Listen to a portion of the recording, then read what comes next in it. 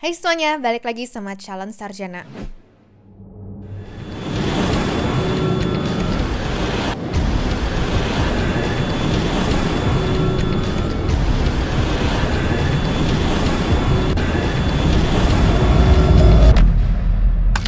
Maret 1977, Bandara Los Rodeos, Pulau Tenerife. Dua pesawat jumbo jet terbesar di dunia saat itu berada di landasan pacu yang sama ya teman-teman. Dan dalam hitungan menit, terjadilah kecelakaan pesawat paling mematikan dalam sejarah dunia.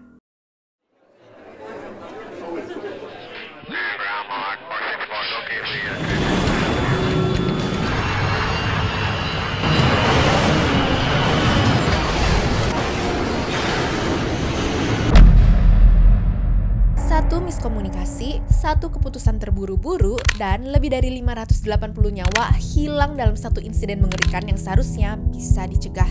Tapi siapa yang sebenarnya bersalah sih? Dan kenapa dua pesawat bisa saling bertabrakan di satu landasan yang sama?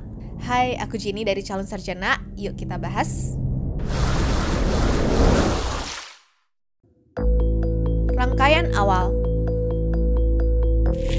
Tanggal 27 Maret 1977, pesawat Pan Am 1736 dengan Boeing 747 dicharter sama perusahaan kapal pesiar Royal Cruise Line untuk membawa para penumpang mereka dari LA dan New York ke Las Palmas, tepatnya Bandara Gran Canaria. Pesawatnya udah jelas penuh penumpang dan mereka semua tuh siap untuk berlibur di Kepulauan Kanaria. Cuma penerbangan ini sedikit terganggu soalnya tiba-tiba aja ada ancaman bom Bandara Gran Canaria Spanyol ya teman-teman. Alhasil semua penerbangan yang ngarah ke sana harus dialihkan ke bandara-bandara kecil terdekat. Salah satu bandara yang dipakai adalah Bandara Los Rodeos yang sekarang namanya adalah Tenerife North. Kalau dibandingin sama Bandara Gran Canaria, jelas bandara ini ukurannya jauh lebih kecil. Ditambah lagi, pesawat yang awalnya ke Bandara Gran Canaria semuanya tuh benar-benar dialihin ke bandara kecil ini ya. Alhasil bandara ini jadi penuh guys. Banyak pesawat yang masih terbang harus gantian untuk pakai landasannya. Sekarang udah paham kan keadaannya waktu itu tuh gimana? Oke, sekarang kita bahas pesawat pertama Pan Am 1736 sebuah jumbo jet dari Amerika, di mana isinya tuh turis-turis yang sudah nggak sabar liburan tadi ya. Pilotnya yaitu Kapten Victor Grabs adalah pilot veteran dengan jam terbang puluhan ribu jam. Udah jago banget lah pokoknya. Terus pesawat kedua di sini adalah KLM 4805, sebuah jumbo jet dari Amsterdam ya teman-teman. Pilotnya adalah Kapten Jacob van Zanten, juga bukan pilot kaleng-kaleng. Bahkan dia adalah salah satu instruktur pilot terbaik di maskapainya. Literally the best of the best lah. Nah, karena bandaranya tuh lagi padat banget, semua jadwal tuh otomatis banyak yang berubah ya. Semua harus antar dan parkir di landasan pacu yang tidak seberapa ini. Karena nunggu sampai dapat giliran take off, Kapten KLM tadi bikinlah satu keputusan yang kedengarannya logis. Daripada nunggu gak jelas, mending kita isi bahan bakar aja sekarang sampai penuh. Biar nanti pas di Bandara Amsterdam gak usah ngisi lagi dan bisa langsung terbang lagi. Ide yang sebenarnya bagus kan guys? Supaya penerbangannya gak delay terlalu lama, ya biar hemat waktu lah. Cuma waktu mereka lagi isi bensin, tiba-tiba ada pengumuman seperti ini. Ancaman bom udah beres, bandara utama dibuka lagi.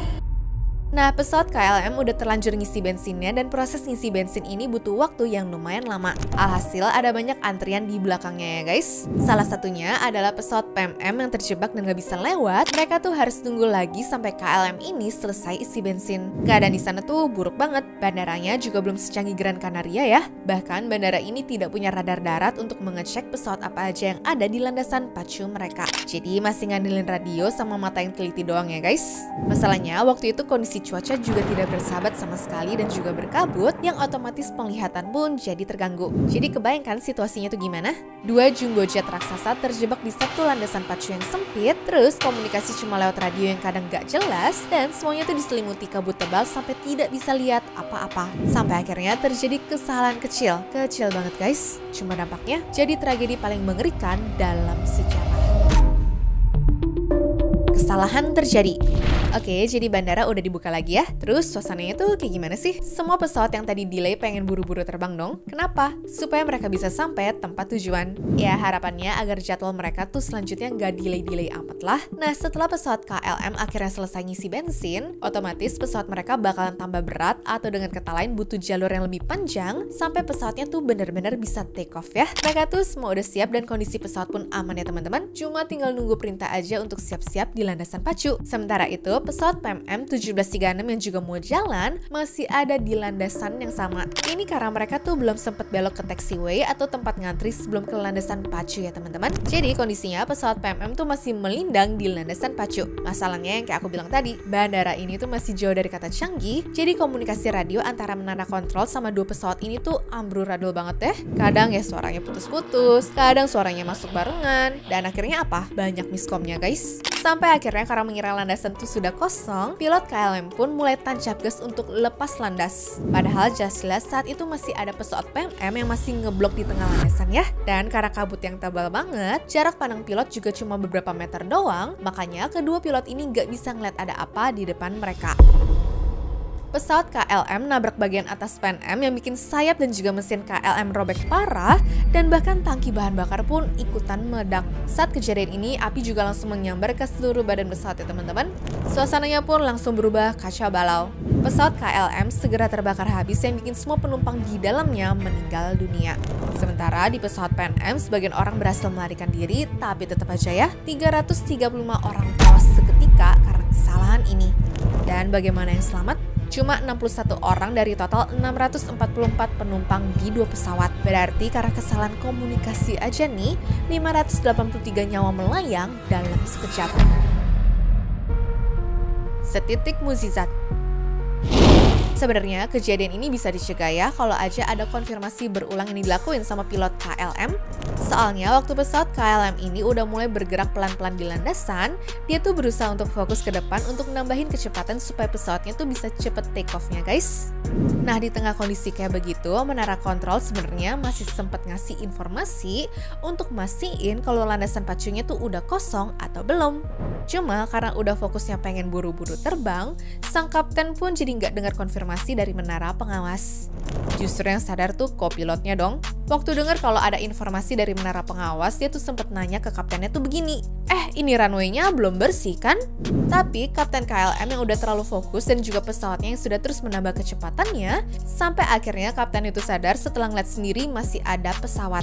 Masalahnya pesawat tuh berbeda sama mobil ya teman-teman, gak biasa langsung ngerem mendadak gitu loh guys. Dan semua itu sayangnya sudah terlambat. Ya, mereka sebenarnya sempat untuk maksa pesawatnya naik, cuma sayangnya karena bahan bakar di pesawatnya tuh penuh, pada akhirnya gagal lah itu semua.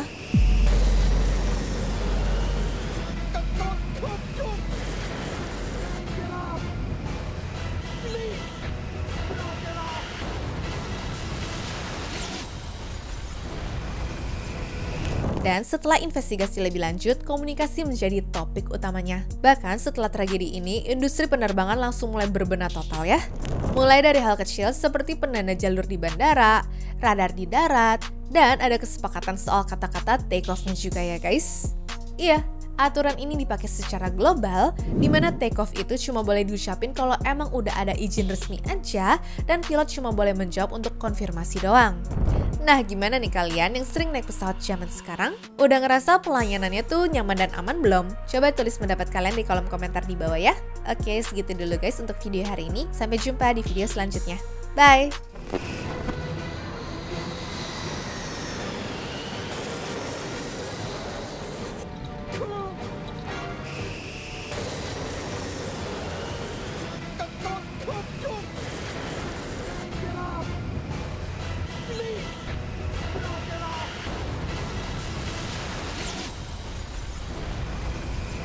Anyways, cukup sampai di sini ya guys video hari ini. Sampai jumpa di video selanjutnya. Dah.